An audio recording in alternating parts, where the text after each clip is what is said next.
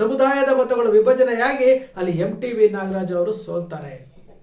ನೋಡಿ, ದೂರದೃಷ್ಟಿ ಇಲ್ಲದಂತಹ ಸಮುದಾಯದಲ್ಲಿ ದೂರದೃಷ್ಟಿ ಇಲ್ಲದ ಹೋದ್ರೆ ಏನೇನಾಗುತ್ತೆ ಅನ್ನೋದಕ್ಕೆ ಇವತ್ತು ನಮ್ಮ ಕಣ್ಣು ಮುಂದೆ ಇರುವಂತಹ ಒಂದು ಜೀವಂತ ಸಾಕ್ಷಿ ಇದು. ಈಗ ಬಿಜೆಪಿ ಪಕ್ಷದಿಂದ 2028ಕ್ಕೆ ಬಿಜೆಪಿ ಮತ್ತು JDS ಪಕ್ಷ ಮೈತ್ರಿ ಆಯಿತು ಅಂತಂದ್ರೆ, JDS ಮತ್ತು ಬಿಜೆಪಿ ಪಕ್ಷದ ಮೈತ್ರಿಯಿಂದಾಗಿ MTB ನಾಗರಾಜ್ ಅವರಿಗೆ ಟಿಕೆಟ್ ಕೊಟ್ರೆ, ಅಲ್ಲಿ ಬಿಜೆಪಿಯಿಂದ ಟಿಕೆಟ್ ಕೊಟ್ರೆ ಬಹುಶಃ JDS ಪಕ್ಷದವರು ಏನಾದರೂ ಬಿಜೆಪಿ ಪಕ್ಷವನ್ನ ಬೆಂಬಲಿಸಿದ್ರೆ ಖಂಡಿತವಾಗ್ಲೂ ಅವಾಗ MTB ನಾಗರಾಜ್ ಅವರಿಗೆ ಒಂದು ಅವಕಾಶ ಇದೆ.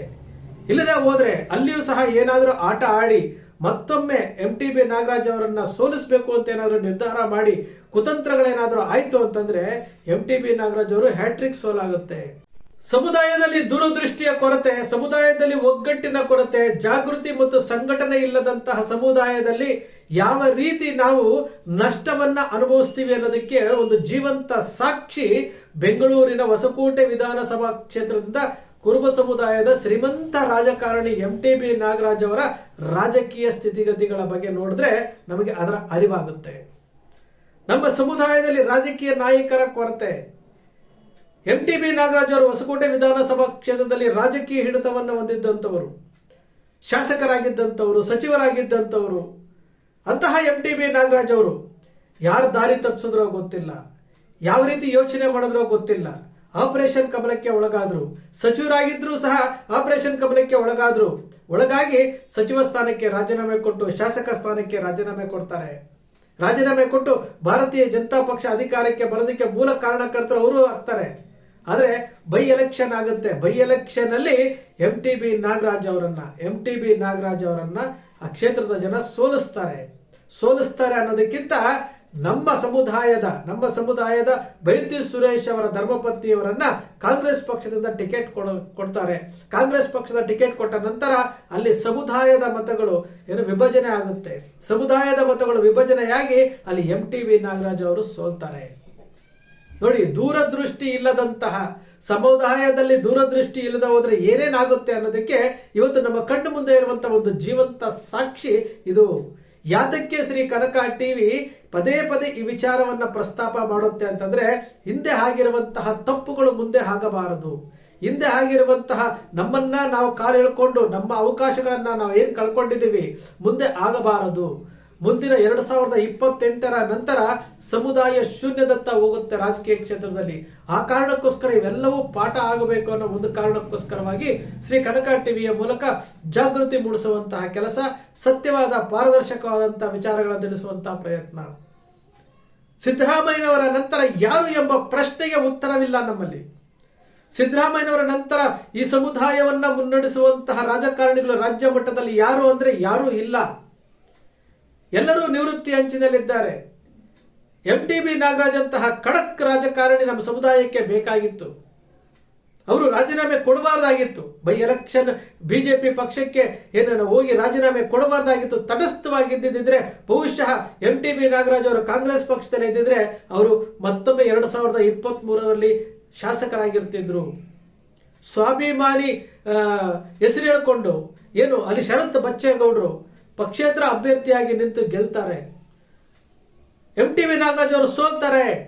2023ಕ್ಕೂ ಆ ಗೆಲುವಿನ ಲಯ ಕಂಡುಕೊಳ್ಳಕ್ ಆಗ್ಲಿಲ್ಲ. 2023ರ ನಂತರ ಮುಂದೇನು ಎಂಬ ಪ್ರಶ್ನೆಗೆ MTB ನಾಗರಾಜ್ ಅವರ ಹತ್ರ ಉತ್ತರ ಇಲ್ಲ. ಇಲ್ಲಿ ಕಾಂಗ್ರೆಸ್ ಪಕ್ಷಕ್ಕೆ ಹೋಗಕ್ಕಾಗೋದಿಲ್ಲ. ಇಲ್ಲಿ ಬಿಜೆಪಿಯಿಂದ ನಿಂತಾಗ ಗೆಲ್ಲೋದಕ್ಕೆ ಕಷ್ಟ.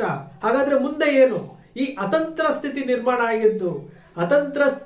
ನಿರ್ಮಾಣ ಆಗಿದ್ದು ಬೇರೆಯವರಿಂದ ಅಲ್ಲ, ನಮ್ಮ ತಪ್ಪುಗಳಿಂದಾಗಿ ಇವತ್ತು ನಾವು MTB ನಾಗರಾಜ್ ಅಂತಹ ರಾಜಕೀಯ ನಾಯಕರು ಯಾಕೆ ನಮಗೆ ಬೇಕು, ಇದರ ಬಗ್ಗೆ ನಮಗೆ ಮನನ ಮಾಡಿಕೊಂಡ್ರೆ ಈ ಸಮುದಾಯವನ್ನ ಮುನ್ನಡೆಸಬೇಕಾದಂತ ರಾಜಕೀಯ ನಾಯಕರ ಕೊರತೆ ಇದೆ. ಆ ಸ್ಥಾನವನ್ನ MTB ನಾಗರಾಜ್ ಅಂತವರು ತುಂಬಬೇಕು. ಇವತ್ತು MTB ನಾಗರಾಜ್ ಅವರು ಹೊಸಕೋಟೆ ವಿಧಾನಸಭಾ ಕ್ಷೇತ್ರದಲ್ಲಿ ಯಾವ ರೀತಿ ಗೆಲ್ಲಬೇಕು ಅನ್ನೋದ್ರ ಬಗ್ಗೆ ಯೋಚನೆ ಮಾಡ್ತಾ ಇರುವಂತದ್ದು. ಈಗ ಬಿಜೆಪಿ ಪಕ್ಷದಿಂದ 2028ಕ್ಕೆ ಬಿಜೆಪಿ ಮತ್ತು JDS ಪಕ್ಷ ಮೈತ್ರಿ ಆಯಿತು ಅಂತಂದ್ರೆ, JDS ಮತ್ತು ಬಿಜೆಪಿ ಪಕ್ಷದ ಮೈತ್ರಿಯಿಂದಾಗಿ MTB ನಾಗರಾಜ್ ಅವರಿಗೆ ಟಿಕೆಟ್ ಕೊಟ್ರೆ, ಅಲ್ಲಿ ಬಿಜೆಪಿಯಿಂದ ಟಿಕೆಟ್ ಕೊಟ್ರೆ ಬಹುಶಃ ಇನ್ನು JDS ಪಕ್ಷದವರು ಏನಾದರೂ ಬಿಜೆಪಿ ಪಕ್ಷವನ್ನ ಬೆಂಬಲಿಸಿದ್ರೆ ಖಂಡಿತವಾಗ್ಲೂ ಅವಾಗ MTB ನಾಗರಾಜ್ ಅವರಿಗೆ ಒಂದು ಅವಕಾಶ ಇದೆ.